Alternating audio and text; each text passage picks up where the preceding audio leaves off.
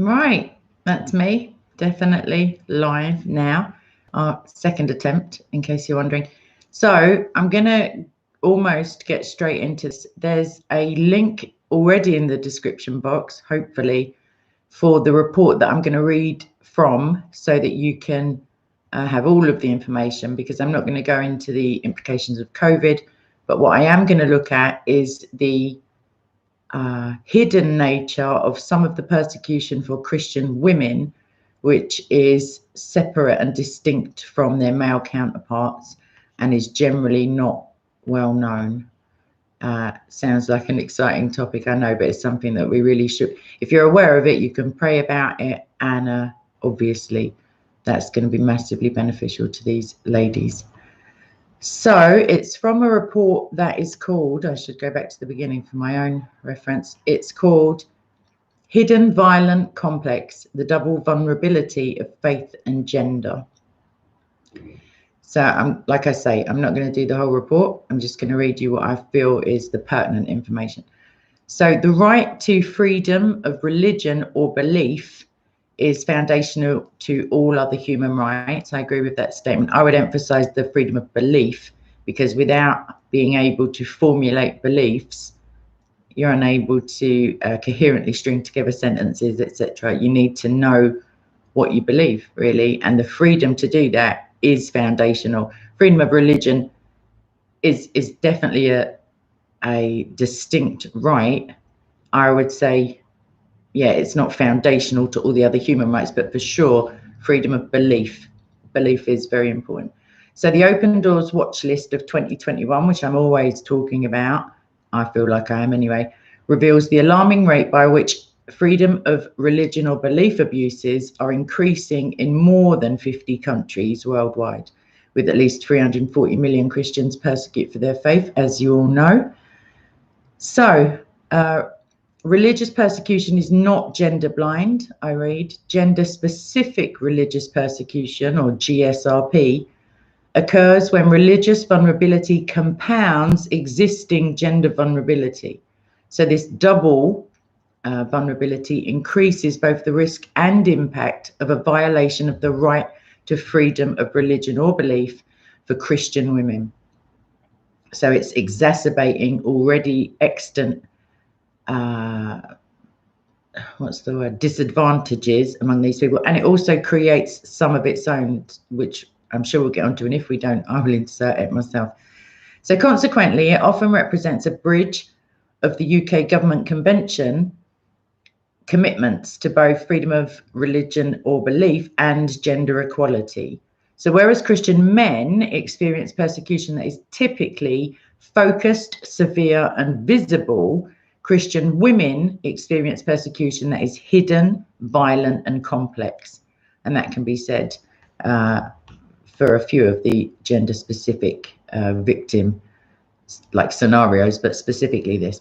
So due to the double vulnerability of Christian women and the hiddenness of their persecution, millions of women and girls, let that sink in, millions of women and girls suffer in silence. And without an awareness of these specific, like gender-specific forms of religious persecution, these methods of undermining the entire Christian community are often overlooked and lead to ineffective solutions. So I'm going to skip the part about COVID. I'm looking now, and if you're following along with the report, there is now just the top 5 increases between last year and this year in terms of these 5 pressure points. So forced marriage is ranked number 1 within the female spectrum, as it were. And in 2020, there was an 84%, I guess, risk of this happening, or these were the right. Okay, so what Open Doors does is they take different demographics, different spheres even of existence, of life, and they categorize them into, like, you know, the higher the point, basically, the more affected negatively these areas of life are. So within terms of forced marriage, within a year, that's increased by 16%. Violence of a sexual nature has gone up 2%, which doesn't sound a lot, but any percent is heinous for sure. Physical violence has gone up a staggering, it's unreal, 20%. So that's just awful. That's an extra 1 in 5 people negatively affected by that, or women rather, because I'm sure men experience physical violence also. They definitely do as a result of Christian persecution. Psychological violence has increased 34%. It's just outrageous. And 16% increase for forced divorce, which on the surface seems like an oxymoron, but yeah, it's not. So a 5% increase in pressure points throughout since 2020, and the average number of pressure points per country that is taken to calculate this is 9.5. So within society, women are not always safe in public. We know that in the UK. We've just had a quite highly publicised case of a lady going missing. Girls may be attacked when walking to school, fetching water, or even using the toilets outside of their home. Christian women are more vulnerable as a result of being both a part of a minority religious community and female. So that's where the double vulnerability comes in. In honour shame cultures, such as India, many of the methods used to persecute women result in stigma. For example, and these, I've mentioned this in quite a few videos, sexual crimes, rape and sexual assaults are used to both denigrate the lesser respected community and also as a way of strengthening the distinction and the,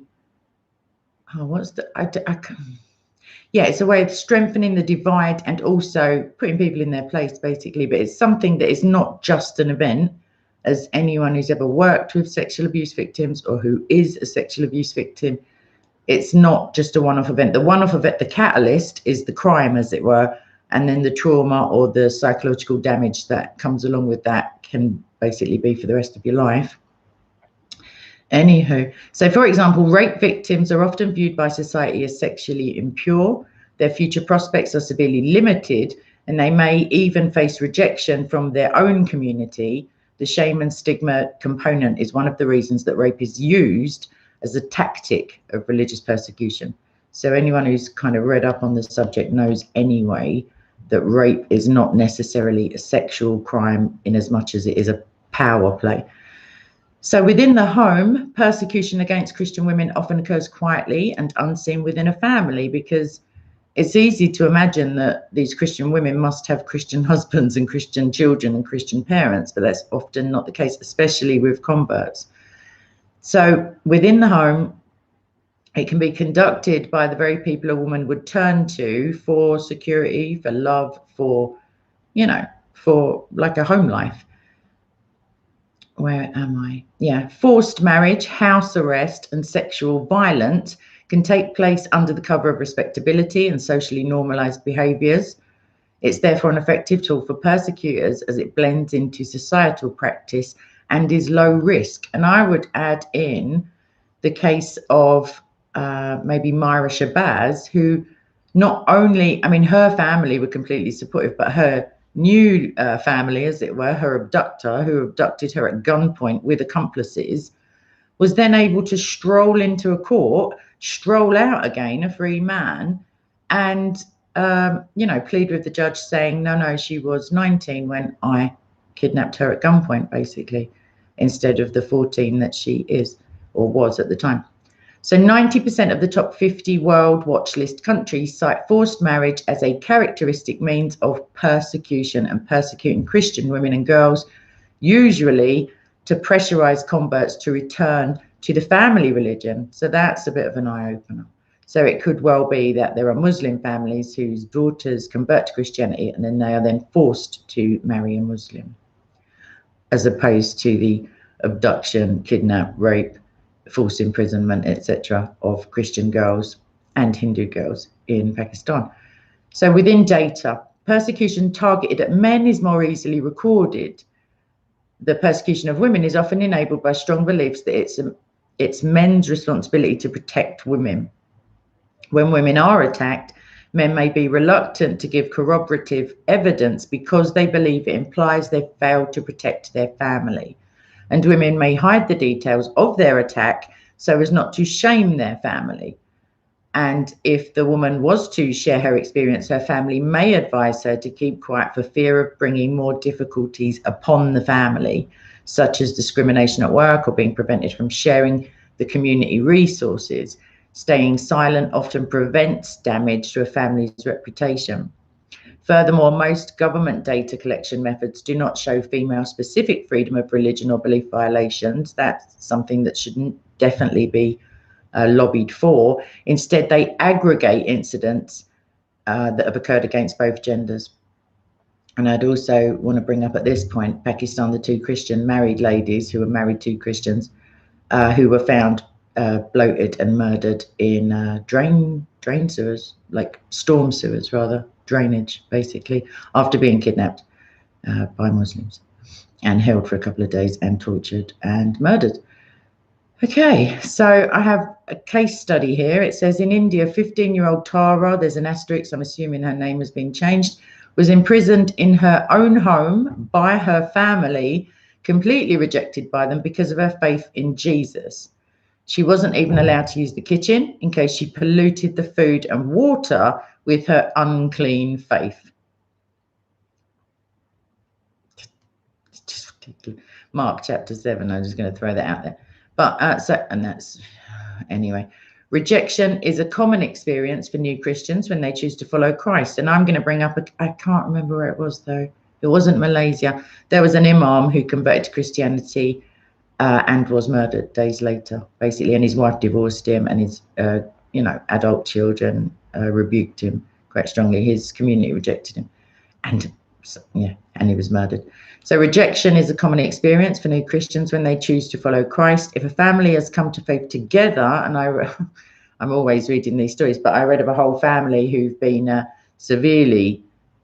severe punitive measures put against them for not all of them, some of them coming to faith at the same time after solid evidence for Christ, I might add. Anyway, if they've come to faith together, they may be rejected by the community. For lone believers like Tara, the pressure is even greater. Nobody speaks to me, she says. I'm estranged in my own home. Thankfully, she now lives safely elsewhere. Oh, thank God for that. So now this section is violence, basically. So higher potential for risk. The GSRP 2021 research shows that violence has increased for Christian women by 31%. That's a lot. That's just a lot. Typically sexual and psychological violence. This means Christian women face a higher potential risk of certain forms of violence than do their male counterparts. Sexual violence. Christian women continue to face sexual violence at alarming rates. In 2020, 70% of the countries that reported sexual violence indicated that it was moderately widespread. Countries facing persecution in the form of Islamic oppression are more likely to report sexual violence. Sexual violence can be overt. For example, Christian women being abducted and used as sex slaves by Boko Haram. What absolute charmers, under the guise of forced marriage. Sexual violence can be closely linked to society's concept of honor and therefore used intentionally to dishonor the woman and her family and her community. Women who've suffered sexual violence may not receive the compassion and help they need to recover from the trauma, but instead are stigmatized or may be stigmatized and alienated from their own community. I mean, it's just like add insult to injury. The damage is not only experienced by the woman, but by her family and community who also suffer from the broken relationship with her. Psychological violence. Psychological violence has increased by 85% for Christian women and 18% for Christian men. I mean, it's not a competition, but wow. Psychological violence includes the pressure to renounce one's faith or the trauma that Christians experience after an assault. Right, due to a lack of protective legal frameworks and social stigma, many women and girls struggle to find and receive legal or therapeutic support after an assault. An atmosphere of impunity enables persecutors to target women with both physical violence and the immediate and ongoing psychological violence. That's a form of psychological violence in and of itself, just excessive fear.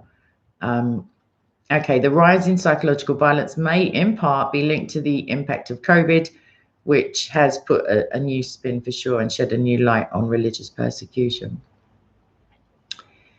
Right, another case study. Jihan from Egypt was dragged through the street, like so publicly, dragged through the street and beaten by a group of neighbors. The attack was initiated by her Muslim neighbor who hates Christians and wanted Jihan and her son, who were the only Christians in the street, to move away. The neighbor had been shouting insults and threatening to rape Jihan for a long time, another charmer. Jihan went to the police many times and they advised her to set up CCTV to verify her accusations, but installing CCTV seemed to be the motive for an attack. Excuse me, if they didn't already have the motive of hating Christians. Jihan was badly bruised and had several swellings on her body because of the attack. The perpetrators were arrested, yay, but shortly afterwards released. Oh. And there's like a photograph of her in the street. Okie dokie. Right, that's just outrageous. But I think I'm safe to say that if it's Egypt, I'm going to go ahead and call that one as somebody following the best example for mankind of all time. Who isn't? Okay, so this is the part about the complexity, the compounding vulnerabilities. Persecution targeting Christian women is complex, fair enough, because it abuses their compounding vulnerabilities. For example, a woman who has not received an education may not be aware of her rights when she faces persecution, or I would add, she may not have any rights, depending on where she lives. Lack of economic and social agency mean that if her husband dies, she becomes incredibly vulnerable as a widow. And I was reading some other stuff about that. That's another story. The data indicates that across the world watchlist countries, Christian females experience a greater breadth of pressure points than men, with the exception of Latin America. With such a multiplicity of potential pressure points for women, the religious persecution dynamic is complex. An event in one area of vulnerability can produce a knock-on effect in other areas, like I was saying about the psychological and sexual violence and the physical. I mean, there are a few, well, it's not unknown, but sexual violence usually comes with physical violence also, and it is a means of physical violence anyway. Okay, so a means to destabilize the entire community, as we've been kind of alluding to. Women can be targeted and used as pawns by persecutors to bring down the whole community. If you can imagine, you know, I mean, just in a very sort of superficial sense, men can be of high resolve to withstand a lot of things, but the rape and dismemberment or murder or kidnapping of their daughters and wives can like lessen morale, I would say, for sure. And that's putting it mildly. So by abducting Christian women and forcing them to convert, the future generation of the unwelcome Christian community is put into jeopardy. Forced marriage, for example, undermines both the development of Christian families and the raising of children as Christian. Daughters of pastors are often targeted in order to weaken the core of the church community, and also the wives of pastors. I mean, that's just a given. If you just search engine, like, it's just distressing in the extreme. Pregnant pastors' wives. I can't remember the lady's name. That's awful. I think her name may have been, I don't want to guess, but she and her husband, the pastor, were both murdered. She was pregnant and her 8 children, I think, were left parentless. Just outrageous. I think that was Nigeria, but that was, yeah, that's a lot of stories ago, as it were. Okie dokie. All right, targeting women as the reproducers of an enemy community, outrageous, is a classic tactic to target a whole community, ethnic cleansing in a religious sense, if you will. So it's widely known that rape can be used as a weapon. Yep. Okay.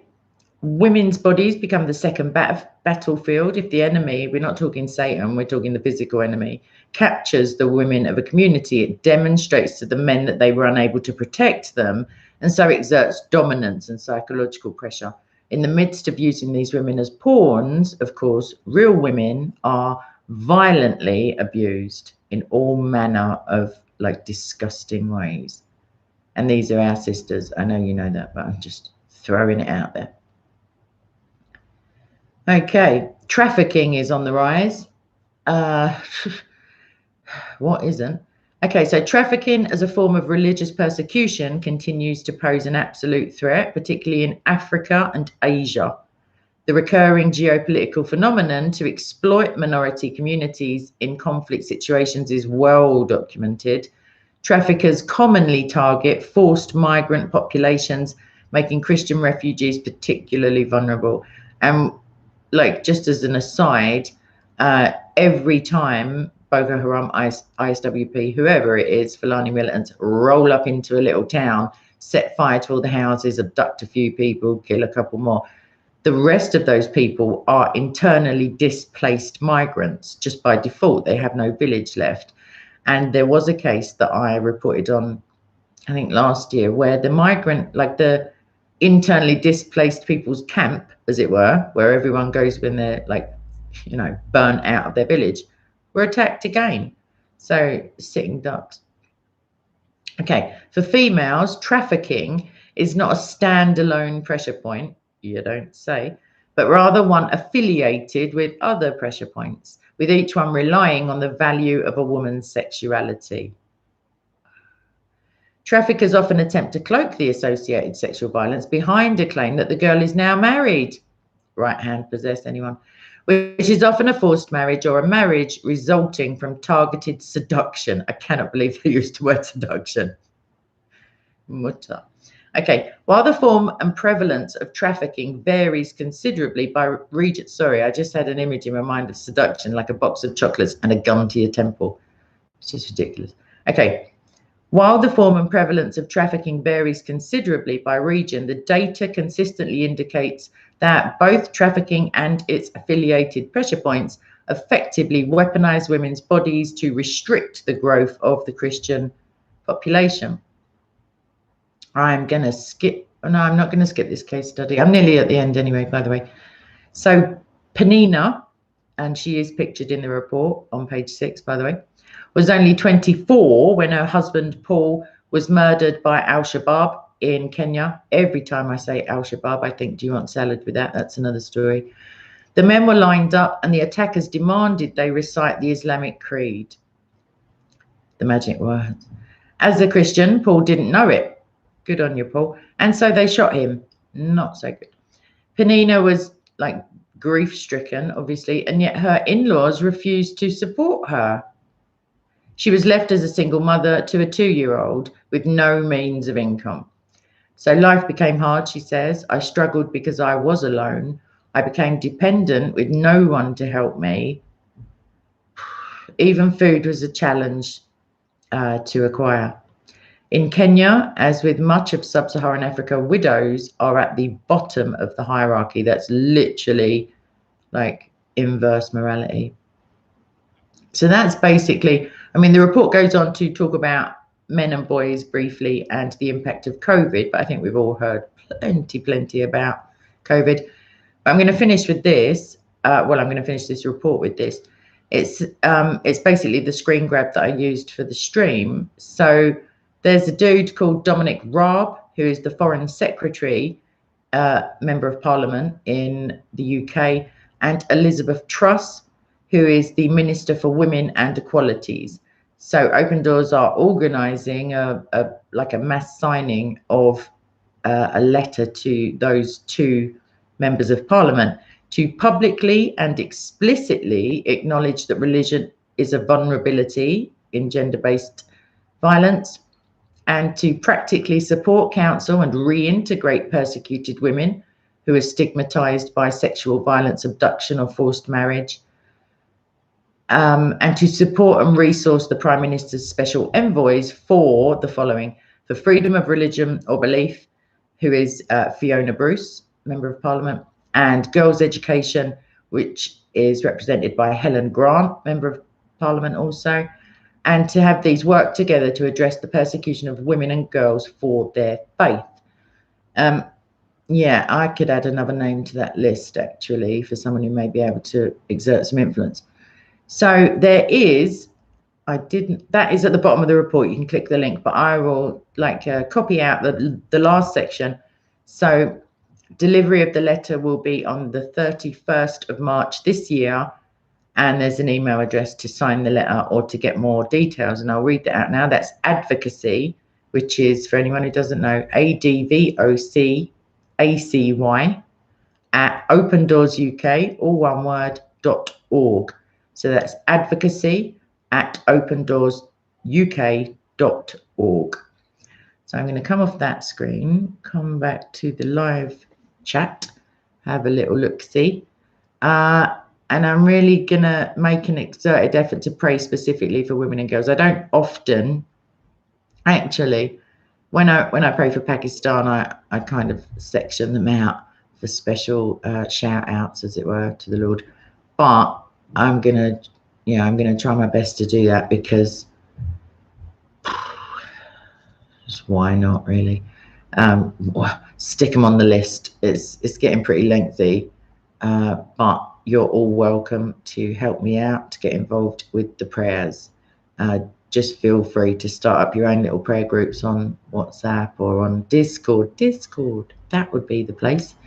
There should be a link somewhere. I see it. Open Secrets, what an absolute star, has already posted it into the live chat. I just realized I could upload this to Rumble eventually, and there is no live chat. So I should remember, mental note, to put the link in the description there. If you haven't already, you can just all go to Rumble. I think the link is already in the description of this video to see me over there. What else? Oh, okay. So today is generally Fridays. Somebody asked me earlier, is generally women specific. It used to be women only, but that's not really feasible on YouTube. So it's now like women specific Christian related stuff. And you would be surprised at the amount of stuff that can be discussed within these times. Right, so let me just have another little look-see. Yeah, Villainous says targeted seduction. It would be hilarious if it wasn't so sickening. Yeah, like instead of a rose between the teeth, it's just like some sort of, I don't know, zombie knife or something. It's not marriage, it's rape. It's not seduction, it's kidnapping. Like, shall we just have a little campaign to call things what they are? Because I, for one, I mean, the worst thing about censorship is, you see what I mean? Self-censorship for sure. So I'm not too fussed if you call a thing what it is. It's what we've been doing for thousands of years. It's the way we communicate truth to each other. So whilst people are out up in actual arms, like literally out in the street, pitchforks, like optional, but the same kind of mass hysteria over certain words being used, or like deplatforming and woke to the point of like being asleep, literally. Meanwhile, back at the ranch in Nigeria, 32,000 plus Christians slaughtered since 2009. I hope you see my point. Thousands of girls every year kidnapped and raped. I don't know what I'm saying, forced marriage. Kidnapped, raped, held against their will, forcibly converted every single year. And it's not only Christian girls, it's also Hindu. So please do pray for those girls as well. Just have a big pray up. If you don't normally pray, have a go. What's the worst that can happen? If you need any guidance, I'm not offering it, because there's already the big JC, as it were. I don't mean the South American one who runs SOCO. I mean the real Jesus Christ. But if you I don't know, find yourself stuck for words, not something I rarely, it's something I rarely encounter anyway. Please do just come on Discord. We've got a whole channel called Prayer. There are some lovely prayers in there, and you can get on board. Just read them out and say amen at the end. It's It's literally the thought that counts, because God searches the hearts and minds. So I think potentially, big up Jesus. You're absolutely right, Cherokee. I love him. I can't say enough how much he's done for me. And yeah, what a dude, if that's not disrespectful. Okay, and what a God. I mean, he's the only one, but you know, still excellent at it. Okay, so I fear that I'm losing the grasp of seriousness that I had at the beginning. The link, as I said, is in the description for the report. Please do go to Open Doors. There's an advocacy volunteering thing which you can do no matter what country you're in. The American one sounds more exciting, to be fair, but you can pretend to be an American, I guess. I don't know. Go and have a look at your own. Something like search engine Open Doors International, and you will find within that site that comes up your own flag. Click on that and then click either get involved or whatever foreign people translate that as, and have a look. So there's advocacy, there is letter writing and emailing for anyone who's like a millennial, or who doesn't have a stamp handy, or who doesn't want to have to go into a post office. Okay, so there's letter writing, there's advocacy, there's obviously donating money. That's not, to be honest, they're not always hand out asking for stuff. They do a lot of work. There's prayer resources, there's booklets that you can get, there's a free magazine that you can get, there's a map of persecution, there's all sorts of stuff. They're focusing on women at the moment because I guess, well, because we're very important as a subsection of our species, but also because Christ loves us equally, and because of International Women's Day. I thought I'd throw that one in, which has come and gone. But they could do with some support as well. They're very friendly. They're lovely people. I've spoken to them on the phone. I've emailed them. I look at the advocacy stuff myself because, you know, this is what I'm doing here, as it were. And also persecution.org could do with a little look at the volunteering opportunities. Anyone who's got any social media presence or skills or whatever, you know, the young people call it, you can be getting on with that on Instagram or somewhere, I don't know.